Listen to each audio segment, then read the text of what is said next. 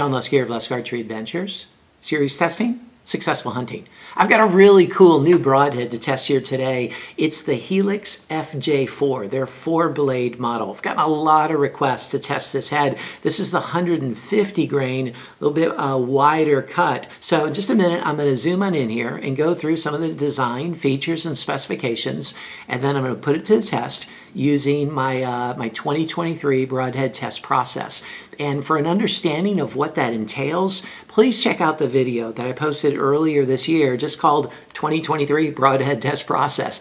And it'll walk you through why I do the tests and what they mean and so forth. That way I can go faster in each of the videos and won't lose people. So please check that out. And for the test, I'm using my Bowtech CP28, set at 72 pounds. I'm using Bishop FOC King arrows for most of the shooting.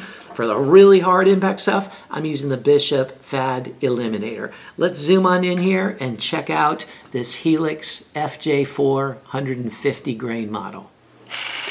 Here's a good look at this head. Man, I just love the looks of this, okay? This is one wicked looking broadhead. I loved it in just the 2-blade, but I think I'm gonna love it even more with the 4 blades here. So some of the specs, the overall, this is a 125 grain model, and for the 125 grain model, you've got a cut of the main blade of 1 3/16 inches, so a little more than 1 1/8, a little less than 1 1/4, and then you've got an extra cut this way of almost an inch, 15/16 of an inch.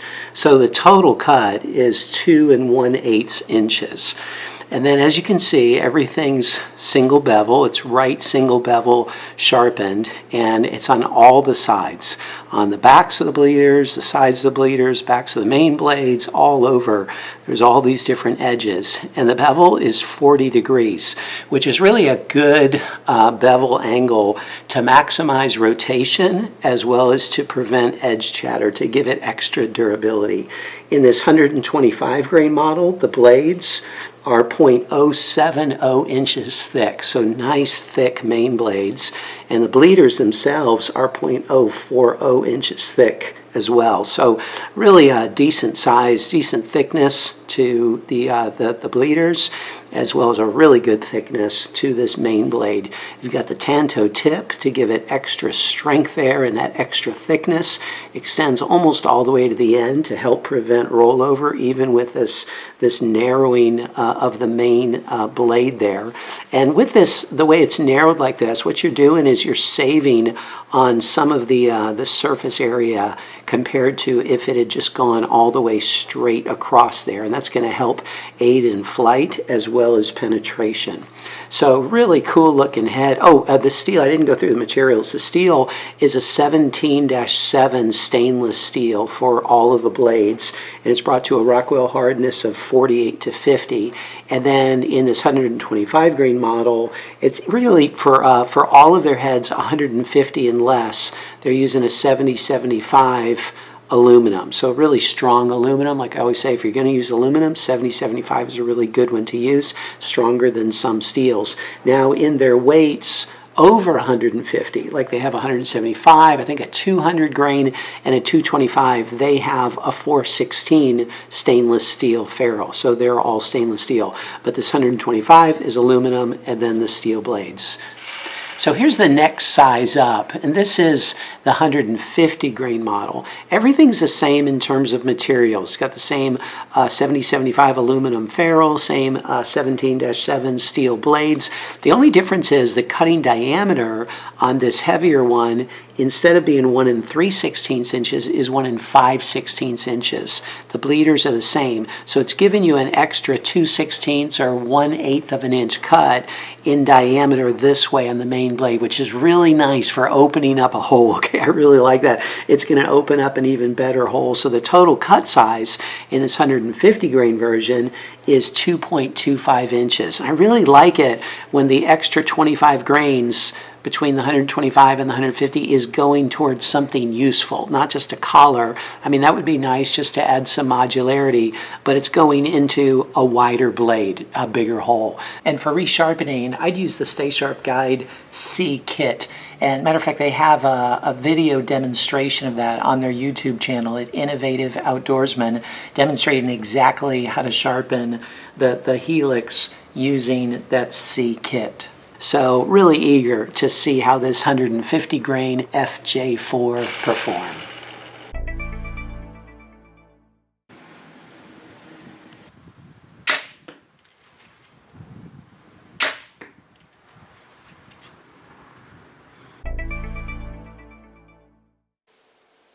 It took 350 grams of force to cut through the wire, which is an 8.5 on a 10-point scale.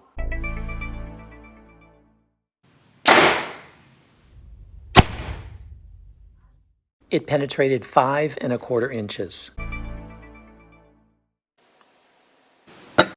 It took an additional 75 grams of force to cut through the wire, which is an 8.5 on a 10-point scale.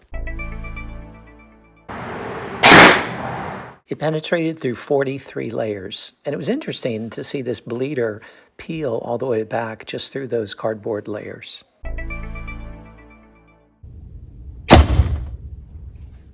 It rotated 45 degrees at 10 inches.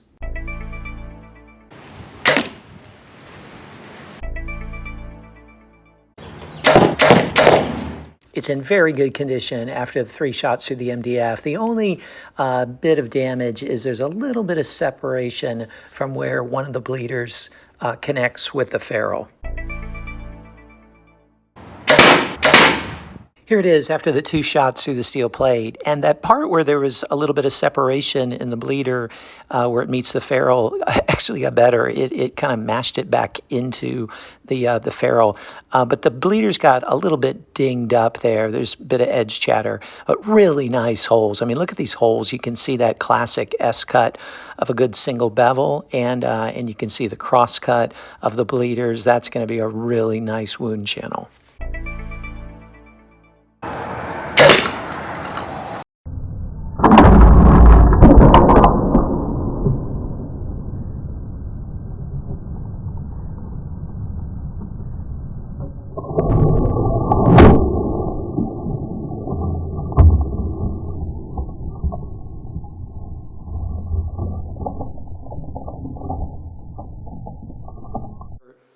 So here's the head after all the durability tests, the MDF, the steel plate, and then sticking deeply into the concrete. And man, this head held together very well. You can see the bleeders here got a little bit nicked up. That was on the steel plate.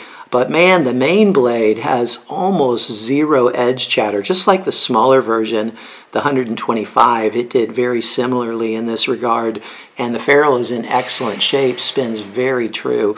Very impressive durability here. So what'd you think?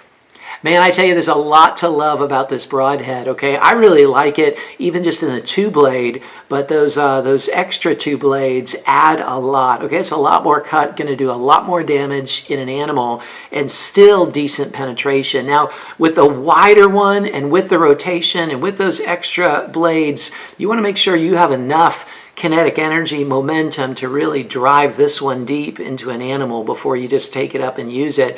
But man, if you've got that, it's really worth checking out. Now, the bleeders, those 4th blades, I wish those were more durable. They just had a tendency to peel back. Even like in the cardboard on this one, they just peeled back, okay, kind of almost peeled off from the top down. And so that's an area of weakness. In some mediums, they did really well. In others, it just kind of pulled back. I think the amount of friction, you know, determines that. But anyway, still, that's just a bleeder. That's just kind of an extra, so to speak. But they're definitely worth a look. You check out the score sheet and see how it performed in the areas that matter to you the most, and see if this head might be a good fit for you.